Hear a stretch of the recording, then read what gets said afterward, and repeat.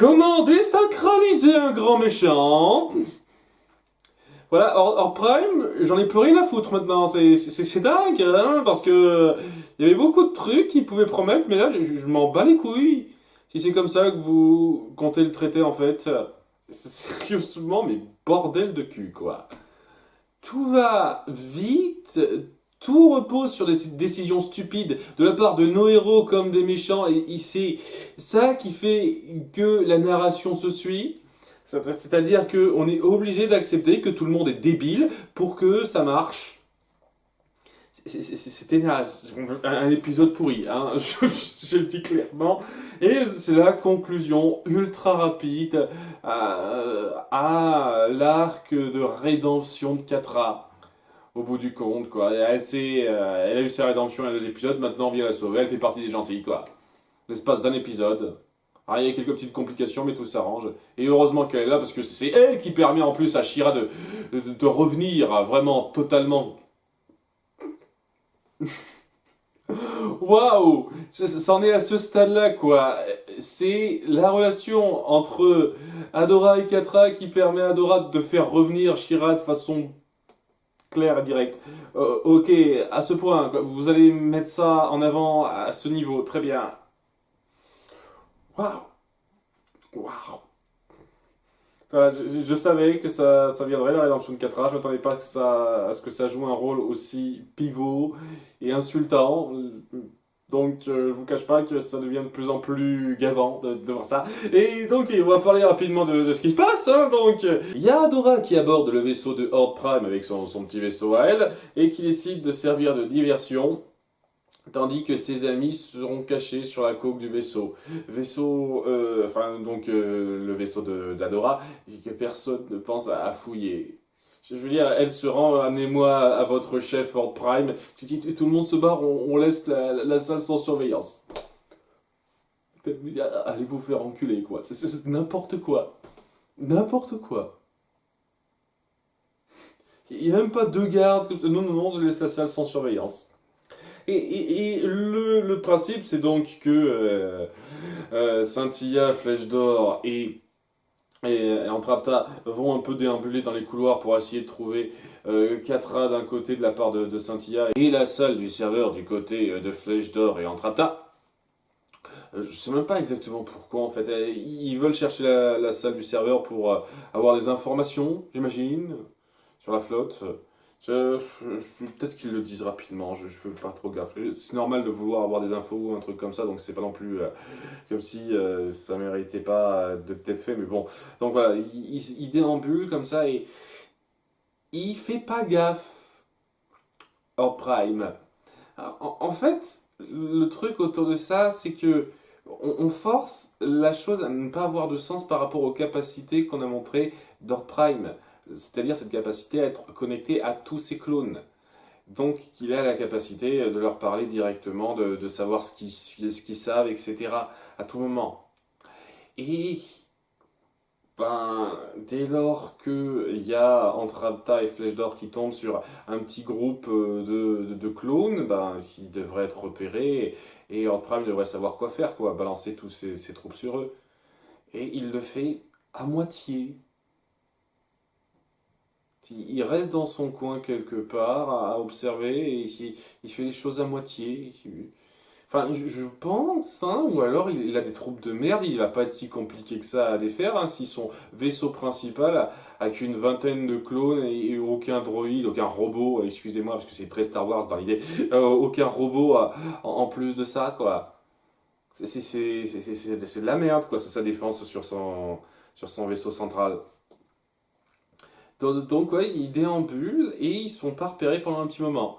Horde Prime donne à peine l'impression de savoir ce qui se passe. Parce qu'à un moment donné, quoi, elle essaiera un tout petit peu de lui parler, je vais lui raconter ce qui se passe un peu plus tard, mais voilà quoi, il finira par montrer qu'il n'essaye pas de jouer avec moi, je sais, je vois des choses, je suis présent depuis longtemps, tout ça, et il fait envoyer un signal qui dérègle tous les appareils électriques. Et donc ça semble indiquer qu'il savait qu'elle avait un mouchard dans l'oreille. Donc tu te dis, ouais, ok, il a su ça, pourtant il n'a pas fait suivre les autres gars. Pourtant, les Scintilla, Flèche d'Or et Entrapta, ils peuvent se débrouiller sans trop de problèmes. T'es une merde. C'est quoi ce truc? C'est notre grand méchant. Waouh! Et d'autant plus qu'on insiste, hein, on appuie dans sa grande discussion avec Adora qui essaye de la mettre, ok, donnez-moi Catra, sinon j'utiliserai mon arme contre vous, et essaye vaguement de le menacer, ça marche pas très bien. J'ai dit, ouais, qu'est-ce que tu crois? Moi je suis présent depuis des millénaires, j'ai combattu tes ancêtres, les fondateurs, je les ai décimés, enfin pas tous. C'est pas super clair la façon dont il le présente, quoi. J'ai décimé les fondateurs, mais il existe un groupuscule qui a réussi à se barrer dans un recoin de la galaxie, et c'est pas Eteria. C'est un autre coin de la galaxie, puisque c'est de là que vient Adora et qu'elle a été prise en portail. Donc, ok, comme par hasard.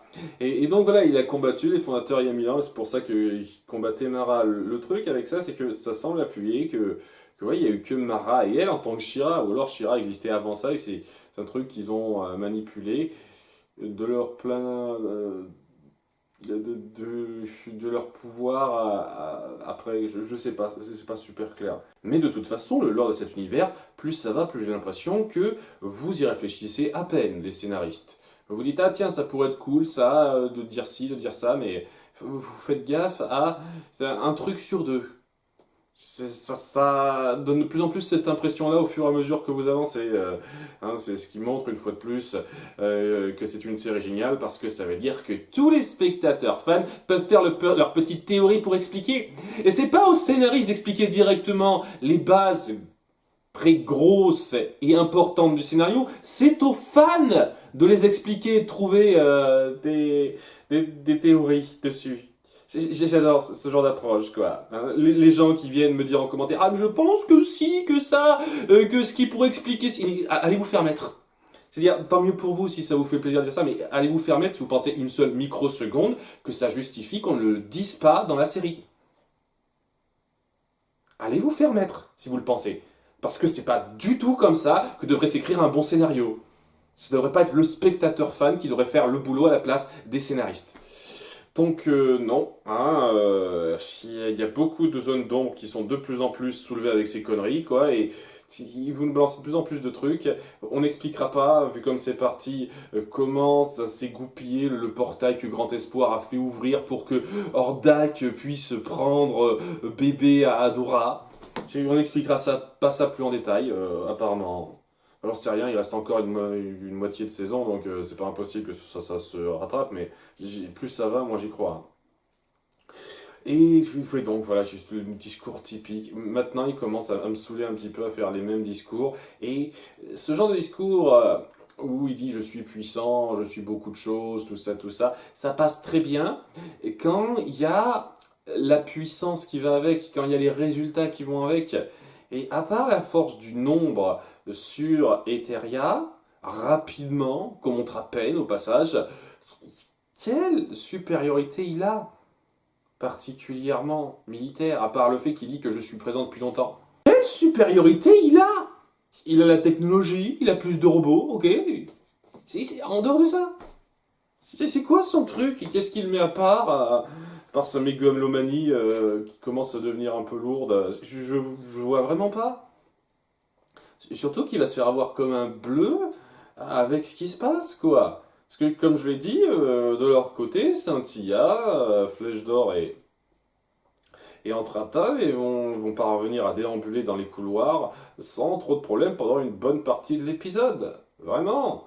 À un moment donné, ils tomberont dans une salle, avant d'arriver à la salle du serveur, quoi, ils tomberont dans une salle où il y a quelques clones de Horde Prime, donc déjà, dès le début, direct, ils devraient être au courant que Flèche d'Or et Entrapta sont là et faire en sorte qu'ils soient capturés. Mais non, hein, si ces clones sont nuls, s'ils ne sont pas foutus de lui donner cette information-là par leur lien... enfin bref, ils finissent par se battre.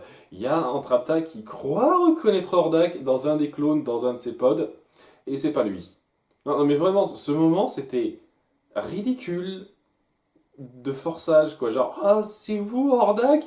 Souvenez-vous, vous vous souvenez de cette espèce de petit machin truc chouette qui représente notre lien, là, punaise, vous avez fait des caisses là-dessus, quoi. On monte ça à peine et maintenant, waouh, ça représente tellement notre lien, quoi. Ouh.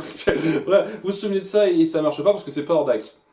Donc, elle y allait au pifomètre. J'essaye avec lui, peut-être que ça va marcher. C'est ça le truc, c'est complètement débile. C'est n'importe quoi. Ok, essaye avec un gars au pif et ça marche ou pas, c'est bien. T'as une chance sur quoi? 50 Le plus con avec ça, c'est que le clone en question à qui elle parle, il finira par se déconnecter un petit peu à la dure lorsqu'il s'en prend entre Atta et que Flèche d'Or l'attaque. Et donc, il est totalement déconnecté du réseau de Horde Prime. Et apparemment, ça lui flingue la mémoire. Ce qui fait qu'il croit, stupidement, Flèche d'Or et Entrapta lorsqu'il dit ça, on n'est pas tes ennemis, tout ça, et qui se dit, ah mais je ne suis plus connecté au grand maître, il faut qu'il sache que je suis avec lui, que je suis sa toute puissance, tout ça, suis-nous, on va te ramener à lui, mais aide-nous entre-temps, tu vois. C'est ce genre de truc, pour rien en fait. La seule chose que ça apporte, c'est qu'il leur indique où se trouve la salle du serveur. Un truc qu'ils auraient pu apprendre de même de n'importe quelle autre façon, quoi. Genre, ils tombent sur une console qui l'indique, et puis paf, ils s'y rendent. Voilà, donc ils se rendent à cette salle des serveurs, et Entrapta qui bosse dessus. Et j'ai l'impression qu'elle a rien trouvé, ou alors j'ai vraiment pas fait gaffe à ce niveau-là. Elle bosse dessus, ah c'est difficile, ah, c'est bien crypté, tout ça, tout ça. Et Flèche d'Or se défend un petit peu. Il y a l'autre clone qui dit, mais qu'est-ce que vous faites mes amis, nous sommes ensemble, je suis complètement con, je ne comprends pas ma situation. C'est n'importe quoi, on fait juste du gag débile et malvenu autour du personnage, quoi. Pourquoi? Pour rien, je comprends même pas pourquoi vous faites ça, ça sert à que dalle d'inclure ce personnage. Et la seule chose que ça apportera, c'est le fait que ce petit objet qui représente le rien entre Apta et Hordak, eh ben, elle le fait tomber, et à la toute fin de l'épisode, il y aura le vrai Hordak qui tombera dessus, et ah, paf, flash, entre Apta, l'amour de ma vie, ah. Voilà, c'est le seul intérêt. Il y avait moyen de le faire tomber de d'autres façons, et... Enfin bref. Donc, ils arrivent à se défendre tout seuls contre les clones qui les attaquent. Avec Cynthia qui vient leur aider à la fin, mais c'est tout, quoi. Trois clampins, enfin, trois héros plutôt forts, sachant que Cynthia n'a pas eu ses pouvoirs, donc quand même, arrivent à tenir tête à la force principale d'Hordak, d'Horde Prime sur son vaisseau. Waouh. Ouh. Ah oui, non, mais ça, on va lui pâter, hein. Il me fout les jetons maintenant, hein. C'est dingue, hein. Et parallèlement, il va y avoir Horde Prime qui va continuer de discuter avec Adora, et qui finira par lui présenter Catra, qu'il a remodelé en lui mettant une puce dans la nuque, et c'est censé être ultra dramatique. Regardez comme il lui a totalement grillé le cerveau, c'est incroyable. Et ouais, ça fait 2 épisodes qu'on a mis ça en avant. Je veux dire, c'est pas comme si t'avais mis un grand suspense. Je veux dire, bref, ok, allez contrôler par puce. C'est incroyable. On fait aussi le délire comme si ça faisait des plombs. Oh, elle attendait tellement que tu viennes la sauver, mais vois-tu, ça va pas marcher. Ça fait 2 épisodes, merde, arrête tes conneries. Hein. Au maximum, ça fait 2 jours. Hein, si on prend en compte le fait qu'ils se sont naufragés sur une planète, ça fait à peine 2 jours. Hein. Il y a Catra qui est présente, qui dit « Ouais, mais maintenant je suis avec Maître Hordak, je fais partie du tout, j'ai retrouvé une existence. » Et il y a Horde Prime qui dit « Je vous laisse toutes les deux, tranquille, je vais être un petit peu plus loin dans mon coin, comme ça, tu vas avoir tes chances, Adora. Je pourrais facilement me débarrasser de toi, ou t'emprisonner avec tous mes clones à côté et tout. Non, je vais te laisser seul avec Catra. Parce que j'ai envie de déconner un petit peu. Hein, ça ne reviendra pas du tout dans la gueule, ça, non. Hein, donc, Catra se bat contre Adora, ça se les change, dis donc. Et il y a ce moment assez mal fichu où on force la mise en scène du combat pour que la puce qu'elle a dans la nuque se fasse un peu fracasser, soit un peu touchée par l'électricité ambiante. Ce qui fait que ça fait des ratés et qu'elle commence à avoir quelques regains de conscience. Et on essaye de faire du bon pathos bien gras sur Adora qui n'est pas prête à l'abandonner. Catra qui se dit «Oh, tu aurais dû partir, pas pour moi, ne reviens pas pour moi, et ne me lâche pas!» Et à la fin, il y a Orprime qui commence à perdre un tout petit peu le contrôle, qui se dit merde, attends, je vais te montrer que tu veux pas tout avoir, et elle l'a fait tomber dans le vide. À une trentaine de mètres plus bas, ou un truc comme ça, je sais pas exactement, j'ai pas jaugé avec exactitude la distance. Enfin bref, elle l'a fait tomber, Shira la suit. Shira en tombant, elle est à peine ébranlée, par contre Catra, elle est super mal en point. Et disons que tomber sur le dos et tomber sur ses jambes, c'est pas tout à fait la même chose, je reconnais, mais de cette hauteur-là, quand même. Enfin bref, elle voit le corps vraiment très mal en point de Catra, presque gésir à ses pieds, pas tout à fait, parce que bon, elle est pas morte, et elle se dit non, je vais pas laisser faire ça, et puis paf, c'est volonté finale suprême, je me transforme en Shira de façon beaucoup plus prononcée, permanente que la dernière fois, pour sauver mon ami et créer ma propre épée maintenant. Elle peut créer sa propre épée à partir de rien maintenant. Donc elle défait les sbires d'Ord Prime qui se sent très insulté par ça. Il envoie ses troupes et maintenant on est un petit peu en sous-nombre face à ça. Ça change. Hein, il y a Entrata qui a dû se barrer. À nouveau, je ne sais pas s'ils ont dû se barrer avant d'avoir les informations qu'ils cherchaient sur le serveur ou pas. C'est pas dit clairement, ou alors j'ai vraiment pas fait gaffe quoi. Bref, elle appelle le vaisseau qu'elle a bitouillé et il vient les chercher. Adora, Shira revient dans le vaisseau et ils partent. Maintenant qu'elle est retransformée en Shira, elle peut guérir le vaisseau facilement avec ses pouvoirs, avec son lien psychique. Et en plus de ça, elle peut guérir évidemment Catra, ce qui fait que tout est bien qui finit bien, la vie est belle, tout le monde est réuni.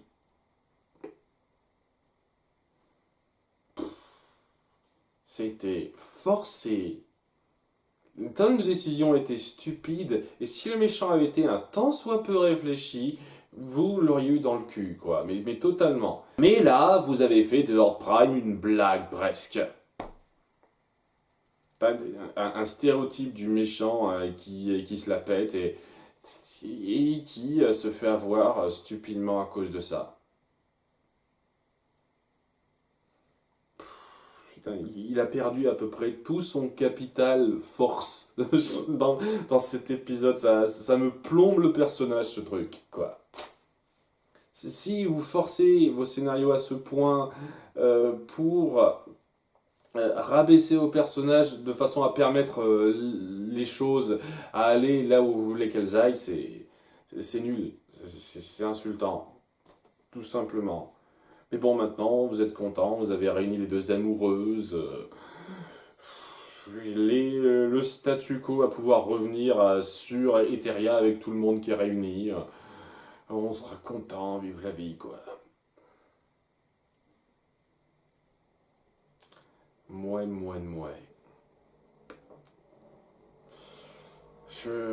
Ça me donne pas envie de voir la suite, je vous cache pas. Ça sent le combat qui va me faire chier. T'as la lutte globale qui va me faire chier avec ça. Vous avez foutu en l'air tout ce qui était potentiellement bien autour du grand méchant avec ça. Parce que maintenant, ça va juste être le puissant mégalo qui a des troupes. Et puis voilà. C'est tout, hein, en gros. Hein. Même son espèce de lien psychique, son besoin de clone, tout ça, quoi. Vous jonglez avec ça n'importe comment, en disant que ça peut faire certains trucs, mais dans certaines circonstances, ça ne peut pas, comme ça, sinon ça arrangerait pas le scénario. Vous avez gâché toutes ces spécificités, et vous en faites le méchant mégalo lambda, dont j'en ai plus grand chose à foutre, quoi. Hein, vous donnez une fois de plus une importance incroyable à la relation Catra-Adora où tout est pardonné, tout va bien entre elles, dans un moment de drame forcé. Et c'en est au point où c'est Catra qui instigue le retour de Shira à ce point. C'est c'est insultant pour moi.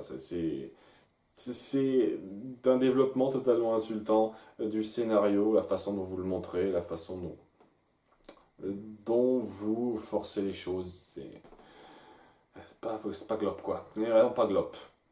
Mais bon, il reste que 7 épisodes, donc je vais me forcer à voir la suite. Mais à moins que ça remonte de façon drastique, je vous cache pas que je vais pas être très joyeux pour la suite. À bientôt pour l'épisode 6. Bye.